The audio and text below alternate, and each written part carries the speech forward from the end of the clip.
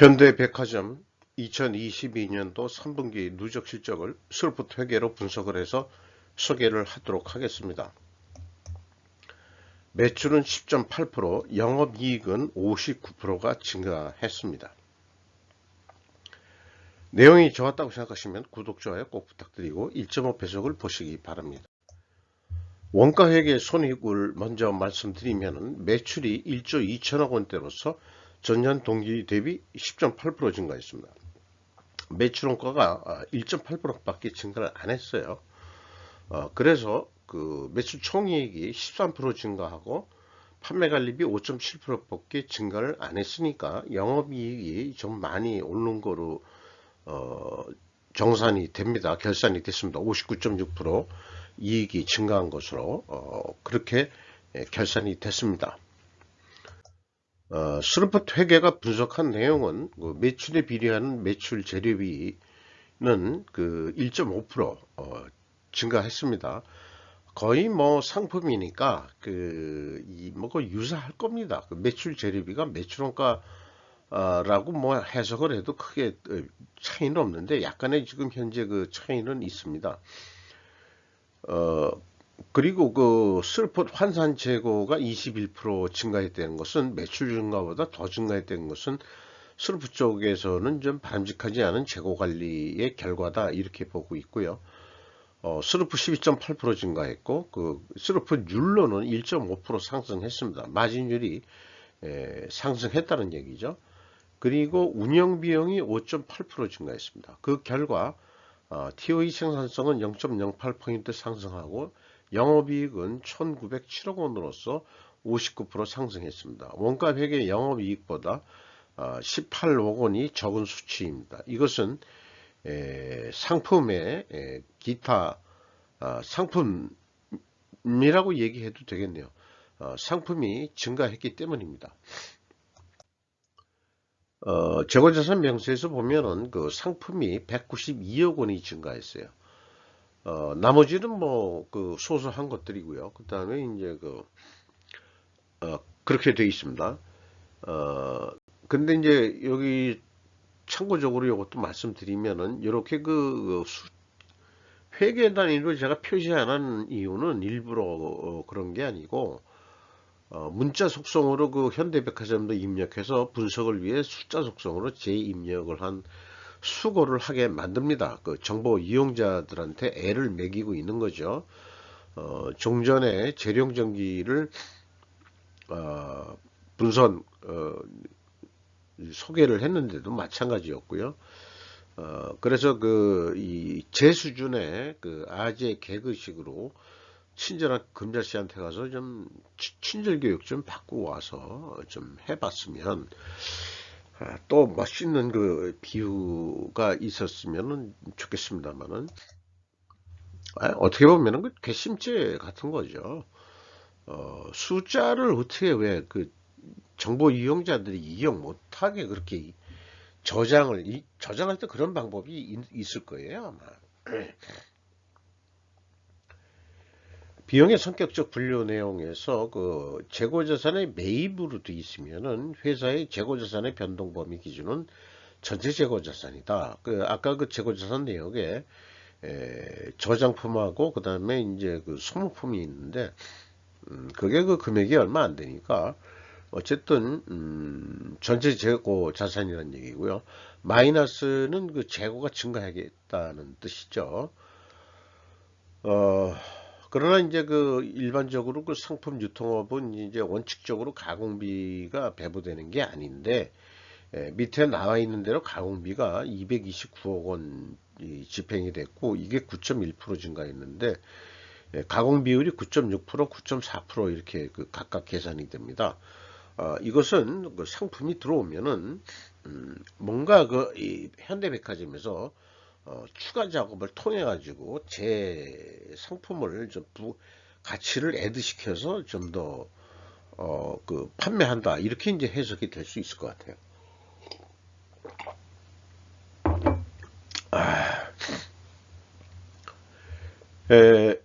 CSM 매출원가 재료비는 1%밖에 증가를 안 했고요. 운영비용이 5.8% 증가했습니다. 가공 비율의 상승은 상품 매입 가격의 하락을 의미할 것이다. 이렇게 해서 2차 추론을 그렇게 해 봅니다. 재고자산 매출원가 회계 투명성 검증 단계로 1단계, 2단계, 3단계가 있는데 PQ 총 제조비용의 그 갭이 재고자산의 변동범위 차이다. 그러니까 뭐 큰 차이는 아닙니다만은 일치하는데 전년도에 그 5,900만원 차이가 나요. 이게 무엇인지 좀 알 수가 없고, 그게 그 현금 흐름표 기준으로도 5,900만원 차이가 똑같이 나거든요. 근데 이걸 현금식으로 읽어보면은 그 작년 3분기를 현금이 96억 8,800만원 나갔으면은 재고가 96억 8,800만원 증가해야 되잖아요. 근데 이제 93억 7,600만원 뿐이 증가를 안 했다고 그러면은 3억 1,200만원의 현금을 어디 가서 껌 사 먹었냐? 이제 우리가 이렇게 물어봐야 되는데, 그게 아니고 재고자산 평가손실로 2억 5,300만원입니다. 이렇게 얘기를 하는 거예요. 그래도 5,900만원 현금이 뭐 이렇게 비었다. 그래서 요게 이제 그 보물찾기인데, 만약에 이 보물을 찾을 수 있다 그러면은, 저의 그 분석 능력은 뭐 상당히 한 경지를 뛰어넘을 것 같은데, 사업 보고서만 가지고 외부에서 알기에는 매우 진짜 어렵습니다. 또 어떤 이 상상이나 추정할 수 있는 제 지식의 한계도 있는 거고요. 이런 거는 사실 제가 내부에 가서 감사를 해야만이, 안 나오면은 신문까지 해서라도 찾아내. 뭐야 이게. 이렇게 해서 좀 해봐야 될 겁니다. 근데 이제 말은 저도 조직에 있을 때 감사를 조금 해봤는데, 교육받을 땐 그래요. 외교관처럼 감사해야 된다. 상대방의 인격을 존중하면서. 맞는 얘기죠. 네, 맞는 얘기예요. 어렵습니다. 어렵습니다, 진짜. 운영비용 중에서 인건비가 1214억 원 집행이 됐는데 7.4% 증가했고, 직원 수가 65명 증가했어요. 아우, 대단히 감사한 일입니다. 요즘 경기가 안 좋은데 직원을 또 채용해 주시고, 현대백화점한테 박수를 좀 보내도록, 직원 채용하는 거는 우선 우리는 국민적인 입장에서 다 자식을 가지고 있는 데에서는 젊은이들의 일자리를 위해서 박수를 쳐드려야 된다고 생각합니다. 그런데 임금 수준이 매우 작군요. 인당 3분기까지 평균 임금이 3,930만원, 5.2% 인상률이 있었습니다만 연말까지 한 5천만원. 그러니까 백화점에서 근무하시는 분들이 매장에서 연봉 얼마 안 돼. 점심은 다 회사에서 매개 주겠죠. 보통 식당들이 있으니까. 저도 현대백화점 지하 10분 코너에 가서 식사를 한 적이 있습니다만은, 좀 짜죠. 짜긴 짜군요. 지급 수수료가 14% 증가했고, 영역비가 0.1%밖에 증가를 안 했네요. 영역이라는 게 아마 외주도 아니고 백화점을 유지하고 유지보수 관리하는데 청소라든지 또는 기타 건물 유지라든지 이런 거가 직영인원 같지가 않죠. 그래요. 이것도 용역으로 해결하는 것 같습니다. 보통 이제 청소대행 용역이라든지 이런 걸 거 아니겠는가. 그렇게 생각이 듭니다만은, 경영평가 지표로서요, 재고 회전율이 떨어졌어요. 2.7%, 16.1% 하락을 했고, 수르픈율은 1.5% 증가했습니다. 이렇게 역방향이면은 분식회계 개연성 가정을 하는데, 반증을 위해서는 상품 매입 가격 상승과 상대적으로 판매 가격이 낮게 인상된 데이터 확인이 필요하는데, 1, 2차 추론에서는 상품 매입 가격 하락과 모순됩니다. 매출 재료비도 내려가고 그런 거로 이렇게 되어 있는데, 그래서 그 데이터는 확인 못하지만 추론이 모순이 돼서 그 모순을 어떻게 해결하느냐 그러면은 이게 그 작은 그 논리 구조를 튼튼하게 해서 머릿속으로 혼자 생각하면 이게 잘 착상이 안 오르니까 이렇게 그림으로 연습을 자꾸 해보게 됩니다. 만약에 재고 회전율 하락과 스루프율이 상승을 한 역방향이라면은 분식회계 개연성 과정을 한다. 어쨌든지 역방향이면 분식회계 개연성 하는 것으로 분석 경험상 그런 가정을 세우게 됐어요. 그러면은 반증을 해야 되는데 상품 매입 가격이 상승해야 되고 판매 가격은 인상해야 된다. 그런데 그 추론 모순이 생겼단 말이에요. 데이터는 현재 확인할 수 있는 방법이 없고요. 백화점 같은 경우는.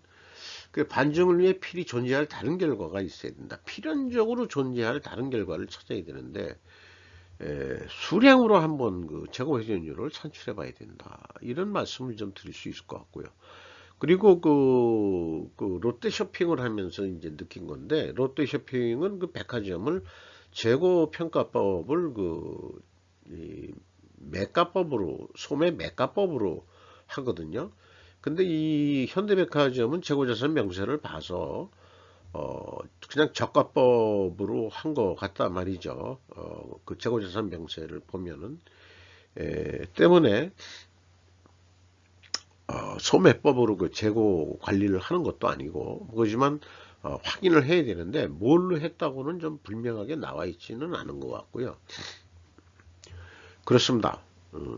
좀 애매하게 확실하게 재고자산 회계 투명성이 입증이 돼야 되는데 좀 그렇지가 못한 게 좀 아쉽네요.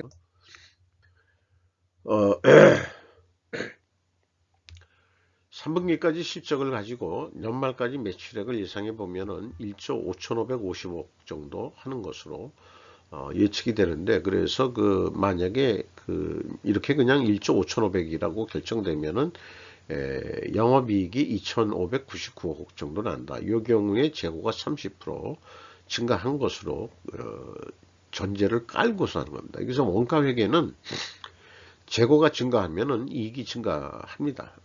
매출 원가라는 게.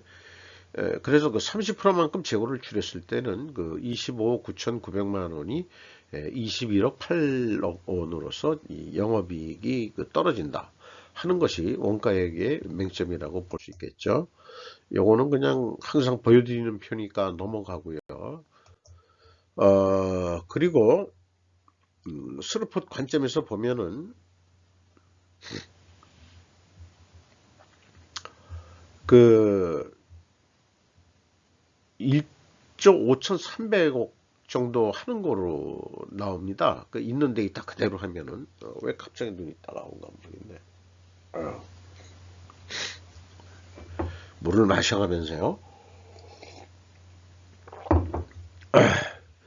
그래서 1조 5천억 정도면 충분하다. 스루풋은 요거를 좀 확대 해석을 하면은 스루풋 회계는 그 인플레를 좀 이렇게 그 억제하는 그런 효과로 나타날 때가 많다 하는 것을 느끼게 됩니다.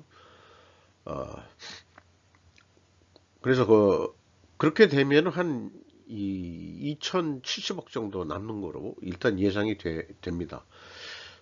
그런데 그 재고 회전율을 3.5회전 4.4%만 증분을 시켜도 매출은 1조 6천억 원대를 달성해서 한 3,184억 원의 영업이익을 낼 수 있다.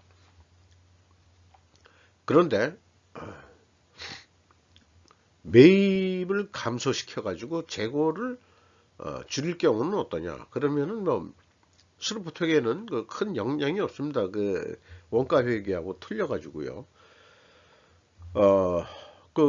그 계약이 확정된 금액에서 결정됐던 그 매출에 해당하는 매출제 대비 그 다음에 나머지 비용들은 다 고정비 성격으로 픽스된 거기 때문에 변동이 없다는 얘기죠. 재고가 감소해도 재고 회전율을 올려가지고 또 추가 판매에 의한 매출제 대비는 증가할 수는 있어요.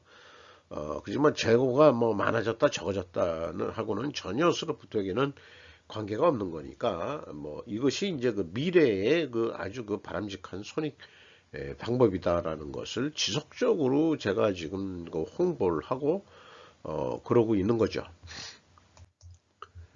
어, 주가는 그 떨어졌어요. 16,100원이나 그 시가가 3,518억 원이나 떨어졌는데 장부 가격에 31%뿐이 대우를 받지 못하고 있습니다. 좀 허망하죠. 참 떨어지는 것들은 뭐 끝없이 떨어지고 추락하는 것은 그렇습니다. 정지선 씨가 17.09% 가지고 있고 현대 그린푸드가 12% 가지고 있고 국민연금이 11.47% 가지고 있고 외국인이 24%를 가지고 있습니다. 외국인이 많이 들어와 있다는 얘기는 관심 종목이라는 얘기예요. 스루프 타임즈에 한번 얘기를 했는데 작전 세력이 들어오는 그런 품목들 어느 날 갑자기 가격이 크게 올랐다가 어느 날 또 곤두박질하고 뭐 이런 주식들을 보면은 주로 코스닥이 많은데 코스피보다도 외국인이 5% 이상 들어오는 데는 그렇게 작업을 못 걸어요. 작전 세력들이. 대부분 일반적으로 이 본업이 아니고 본업 자체가 어떤 제조업이나 뭐 이런 게 아니고 겉으로는 그렇게 되어 있지만 주주들을 볼 때 이 사람들의 주목절이 기업 사냥, 기업을 사고 팔고 하면서 차익을 보는 이런 거를 주목적으로 지배하는 그런 소유 구조가 있는 기업들. 그래서 그 다음에 이제 외국인 그래서 이 투자율이 매우 적은데 아예 없는 데도 있고요. 그런 데가 아마 사냥 대상이 아니겠느냐. 때문에 저는 뭐 주식 전문가는 아닙니다만은 건전하신 분들이 주식을 투자하려고 그러면은 에, 투자 말하자면은 외국인 지분율이 얼마 정도 되냐 이거를 먼저 보시고 들어오는 것이 바람직하다고 생각을 합니다. 이상 마치도록 하겠습니다.